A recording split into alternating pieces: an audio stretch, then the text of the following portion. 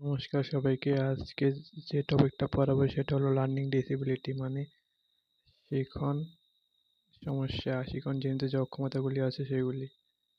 ঠিক আছে, যেমন প্রথম হলো লার্নিং ডিসেবিলিটি মানে শিখন অক্ষমতা। এটা কে আবিষ্কার করেছেন? এই ডিসেবল কথাটা প্রথম বলেছেন স্যামুয়েল ক্রিক, ডক্টর স্যামুয়েল ক্রিক 1963 খ্রিস্টাব্দে, যিনি এত সালে অক্ষমতা ওয়ার্ডটা প্রথম তৈরি করেছিলেন। তো শর্ট কোশ্চেন আসতে পারে টেটের মধ্যে যে স্যামুয়েল ক্রিক কে ছিলেন, বা ডক্টর স্যামুয়েল ক্রিক লার্নিং ডিসেবিলিটি আবিষ্কার করেছেন কত সালে, বা আসতে পারে যে লার্নিং ডিসেবিলিটি বা ডিসেবিলিটি কথাটা প্রথম কে বলেছেন। এমন অনেক কোশ্চেন আসতে পারে, একটা তো আসবে। ঠিক আছে, এই যে হলো এই স্যামুয়েল ক্রিক। এই ফটোটা আমাদের যে তার নাম কি ডক্টর স্যামুয়েল ক্রিক। এখন হচ্ছে লার্নিং ডিসেবিলিটি। লার্নিং ডিসেবিলিটি বলতে গেছে ডিসেবিলিটি মানে ডিস আর এবিলিটি, দুইটা শব্দ দিয়ে গেছে। একটা হলো ডিস আর একটা হলো এবিলিটি, ডিসএবিলিটি। ঠিক আছে, ডিসেবিলিটি লার্নিং ডিসেবিলিটি এটা বাংলাতে বললে কি হবে যে শিখন স্নায়বিক অবস্থা বা বুদ্ধিমত্তা থাকা সত্ত্বেও একটা নির্দিষ্ট একাডেমিক দক্ষতা অর্জন বা ব্যবহার করার ক্ষমতাকে বাধা দেয়। মানে এটা একটা স্নায়বিক অবস্থা, মানে কারোর বুদ্ধি বেশি থাকলেও যে সে লার্নিং ডিসেবল হবে না এমন কথা নেই। যেমন যেমন তার একটা ছবি আসলো, তো এটার মধ্যে সে ক্রিয়েটিভিটি আছে, কিন্তু তার একটা যে কোনো একটা স্নায়বিক সমস্যার কারণে তার লার্নিং ডিসেবিলিটি মানে কোনো একটা অঙ্ক করতে পারে না বা সে পড়া বুঝতে পারে না, কিন্তু তার বুদ্ধিমত্তা যে কম এটা কোনো কথা নেই। এটা বোঝানো হয়েছে লার্নিং ডিসেবিলিটি। ঠিক আছে, লার্নিং ডিসেবিলিটি হলো ডাইনামিক, মানে এটা ঠিক না, যেটা পরিবর্তনশীল। ইচ্ছা করলে কেউ লার্নিং ডিসেবল মানুষ সুস্থ হতে পারে। বোঝা গেল লার্নিং ডিসেবিলিটি কি। এখন লার্নিং ডিসেবিলিটির টাইপসগুলি কি কি টাইপস আছে। প্রথম টাইপ হলো ডিসলেক্সিয়া। এই লেক্সিয়া কথাটা ওয়ার্ড হলো গিয়ে লেক্সিয়া মানে পঠনজনিত সমস্যা। এই ডিসলেক্সিয়ার জায়গায় যদি আমি এলেক্সিয়া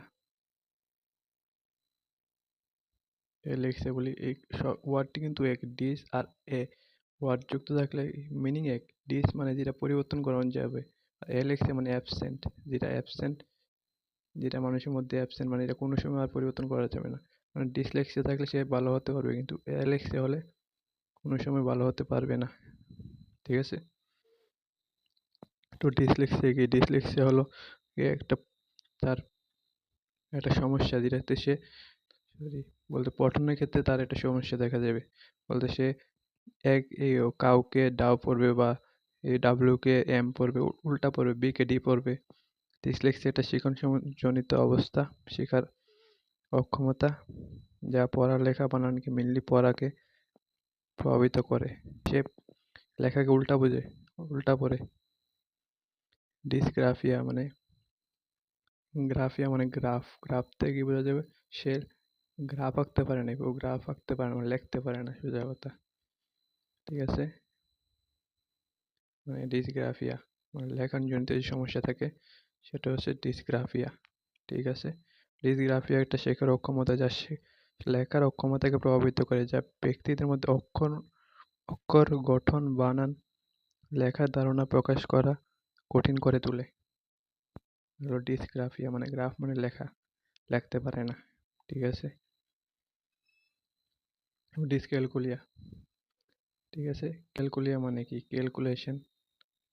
ঠিক আছে, ক্যালকুলেশন মানে কি? 2+3 এই যে মানে সে অঙ্ক করতে পারে না, সোজা হিসাব উল্টা পাল্টা করে 2+3 = 0, এর উল্টা পাল্টা করবে, যে মানে অঙ্ক বুঝতে পারে না। ঠিক আছে, এটা ডিসক্যালকুলিয়া মানে সে অঙ্কের ক্ষেত্রে দুর্বল।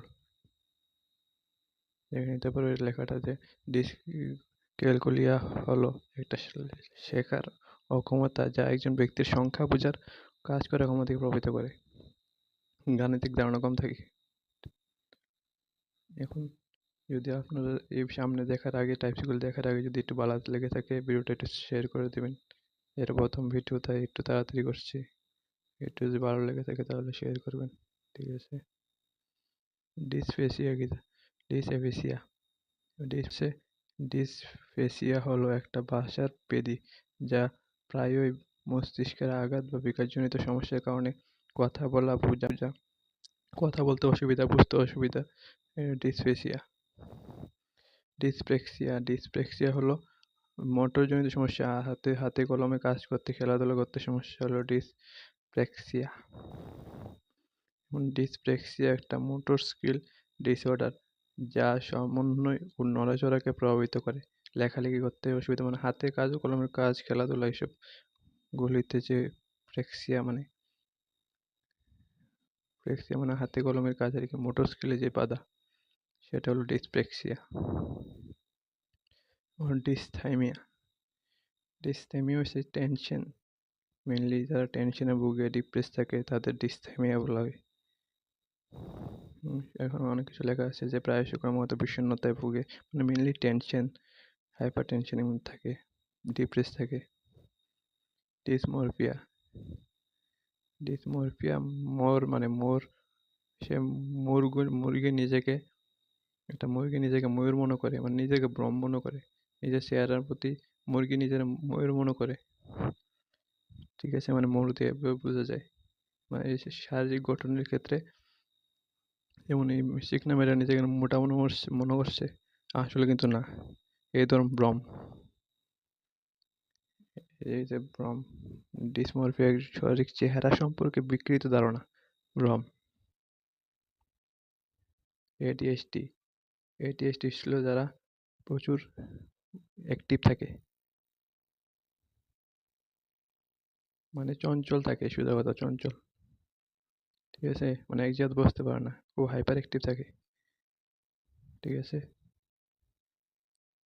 এডিএইচডি বা অ্যাটেনশন ডেফিসিট হাইপার, এই পুরো নামটা একবার এসেছে, আবার আসতে পারে। Attention deficit hyperactivity disorder, এডিএইচডির ফুল ফর্ম কি?